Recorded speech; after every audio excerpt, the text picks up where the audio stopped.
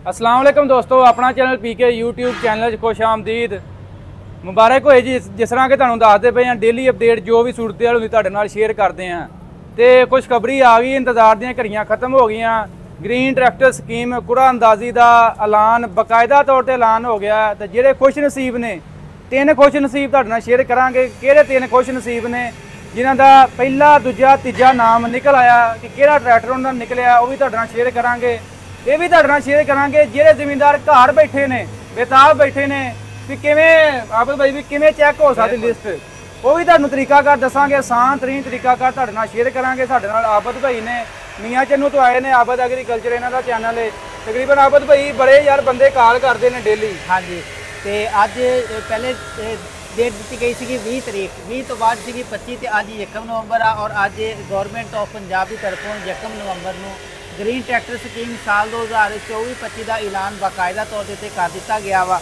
और इनके अंदर अज थोनू जो यानी कि मतलब 1 2 3 जो नाम ऐसे है जिहड़े कि जिन्हां दे स्टार के उपर नाम निकलिया वा, उन्होंने ट्रैक्टर निकले आ। मैं क्या आबद भाई ये जो 3 बंदे रहे ना, हाँ जी, ये हुण पूरे पाकिस्तान में 3 बंदे खास तौर पर याद रहेंगे इन्हां दा ट्रैक्टर निकले आई। सब तो पहला खुश नसीब दसो जी आबद भाई। ये सब तो पहला जो खुश नसीब वाला जी, इन्हां ताल्लुक ना जी उकाड़े दे नाल मुहम्मद यासीन इन्हां दा नाम आ। ते इन्हां दे जिहड़े वालिद साहब आ उन्हां दा नाम आ जी मुहम्मद अशरफ।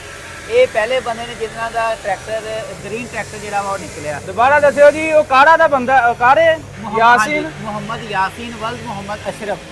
ये पहले बंदे ने जिन्हां दा ग्रीन ट्रैक्टर स्कीम साल 2024-25 की जी स्कीम आ, उस अंदर इन्हां दा पहला नाम आया। पहला नाम निकलिया जी जिला उकाड़ा दे विच मुहम्मद यासीन वल्द अशरफ वल्द मुहम्मद अशरफ। सब तो पहला बंदा ये है जिहदा ग्रीन ट्रैक्टर स्कीम च नाम निकलिया। दूजा बंदा दसो। दूसरा बंदा जी चकवाल दे इन्हां दा नाल तल्लक आ, तालब हुसैन वल्द मुहम्मद हुसैन। ये दूसरे बंदे ने जी जिन्हां दा ग्रीन ट्रैक्टर स्कीम बहुत बहुत मुबारक होई जी। पहले नंबर वाले नूं, दूसरे नंबर वाले नूं, तीसरा नंबर वाला दसो जी। तीसरा जिहड़ा ताल्लुक आ जी डीजी खान तो आ, डेरा गाजी खान तो इन्हां दा ताल्लुक। इन्हां दा नाम आ जी गुलाम अकबर वल्द हाजी गुलाम हुसैन। इन्हां दा तीसरे नंबर के ऊपर निकलिया। माशाअल्लाह माशाअल्लाह, बहुत बहुत मुबारक होई जी। है जेह्ड़े 3 बंदे ने खुश नसीब। बाकी जेह्ड़े बाकी 9500 बंदे ने जी टोटल जिन्हां दे ग्रीन ट्रैक्टर स्कीम दे विच नाम निकले ने। ते असीं ਇਹ ਜਿਹੜੇ ਖਾਸ ਤੌਰ ਤੇ ਜਿਹੜੇ ਨਾਂ ਨਿਕਲੇ ਉਹਨਾਂ ਨੂੰ ਮੁਬਾਰਕਬਾਦ ਪੇਸ਼ ਕਰਦੇ ਆ। ਤੇ ਬਾਕੀ ਹੁਣ ਤੁਹਾਨੂੰ ਦੱਸਣਾ ਜੀ ਤੁਸੀਂ ਤਰੀਕਾਕਾਰ ਕਿਵੇਂ ਚੈੱਕ ਕਿਵੇਂ ਕਰ ਸਕਦੇ ਹੋ। ਘਰ ਬੈਠੇ ਬਿਲਕੁਲ ਅੰਦਰ 'ਚ ਬਹਿ ਕੇ ਤੁਹਾਨੂੰ ਚੈੱਕ ਕਰੋਗੇ। ਅਗਰ ਨਹੀਂ ਵੀ ਕੋਈ ਚੈੱਕ ਕਰਦਾ ਤੇ ਤਕਰੀਬਨ ਆ ਹੁਣੇ ਹਰ सोशल मीडिया ਤੇ यानी कि इन्हां दे पेज ਦੇ ਉੱਤੇ ਲਿਸਟਾਂ ਵੇਜ਼ਾ ਹੋ ਜਾਣਗੀਆਂ। ਬਾਕੀ ਆਬਦ ਭਾਈ ਅਸੀਂ ਮਜ਼ੀਦ ਦੱਸ ਦਈਏ, ਅਗਰ ਆਨਲਾਈਨ ਘਰ ਬਹਿ ਕੇ ਜ਼ਮੀਨਾਂ ਚੈੱਕ ਕਰਨਾ ਚਾਹੁੰਦੇ ਨੇ ਜੋ ਮੈਂ ਤੁਹਾਨੂੰ ਵੈਬਸਾਈਟ ਤੁਹਾਡੇ ਨਾਲ ਸ਼ੇਅਰ ਕਰ ਦਿੰਦਾ ਜੀ। Government of Punjab the website ਹੈ ਜੀ, agripunjab.gov। ਦੁਬਾਰਾ ਸੁਣ ਲਓ ਜੀ, agripunjab.gov.pk agripunjab.gov.pk। ਇਹ ਵੈਬਸਾਈਟ ਆ ਜੀ। ਆਨਲਾਈਨ ਤੁਸੀਂ ਘਰ ਬੈਠੇ ਆਪਣੇ ਮੋਬਾਈਲ ਤੋਂ ਚੈੱਕ ਕਰ ਸਕਦੇ ਹੋ ਤੁਹਾਡਾ ਨਾਮ ਨਿਕਲਿਆ ਜਾਂ ਨਹੀਂ ਨਿਕਲਿਆ। ਤੇ ਬਕਾਇਦਾ ਤੌਰ ਤੇ ਅੱਜ 1 ਨਵੰਬਰ 2024 ਹੈ। ਗ੍ਰੀਨ ਟਰੈਕਟਰ ਸਕੀਮ ਦਾ ਕੁੜਾ ਅੰਦਾਜ਼ੀ ਦਾ ਐਲਾਨ ਹੋ ਗਿਆ। 3 ਖੁਸ਼ ਨਸੀਬ ਤੁਹਾਡੇ ਨਾਲ ਸ਼ੇਅਰ ਵੀ ਕਰ ਦਿੱਤੇ ਨੇ ਜਿਨ੍ਹਾਂ ਦਾ ਟਰੈਕਟਰ ਨਿਕਲ ਆਇਆ ਹੈ। ठीक है जी। ਇਹਦੇ ਚ ਮੈਂ ਦੋਸਤਾਂ ਨੂੰ ਇਹ ਕਹਿਣਾ ਚਾਹ ਰਿਹਾ, ਅੱਜ ਐਲਾਨ ਕਰ ਦਿੱਤਾ ਗਿਆ। ਤੁਸੀਂ ਉਨੀ ਦੇਰ ਤੱਕ ਕਿਸੇ ਬੰਦੇ ਨੂੰ 1 ਰੁਪਈਆ ਵੀ ਨਹੀਂ ਦੇਣਾ ਜਿੰਨੀ ਦੇਰ ਤੱਕ ਤੁਹਾਡਾ ਤੁਸੀਂ ਨਾਮ ਨੂੰ ਕਨਫਰਮ ਨਹੀਂ ਕਰ ਲੈਂਦੇ। क्योंकि इस तो पहले जिस तरह जो ऐलान किया गया सी तारीख का, उस अंदर बहुत सारे साढ़े किसान से उन्होंने पैसे जमा जब ना उन्होंने फेक कालां गई, उन्होंने पैसे देने शुरू कर दिते। कोई बंदा फेक काल पर पैसे ना दे जितनी देर तक रेट इहदी जिहड़ी कुरानदारी लिस्ट वा उस मुताबिक तुहाडा ट्रैक्टर का कन्फर्म नहीं हो जाता कि तुहाडा निकलिया वा।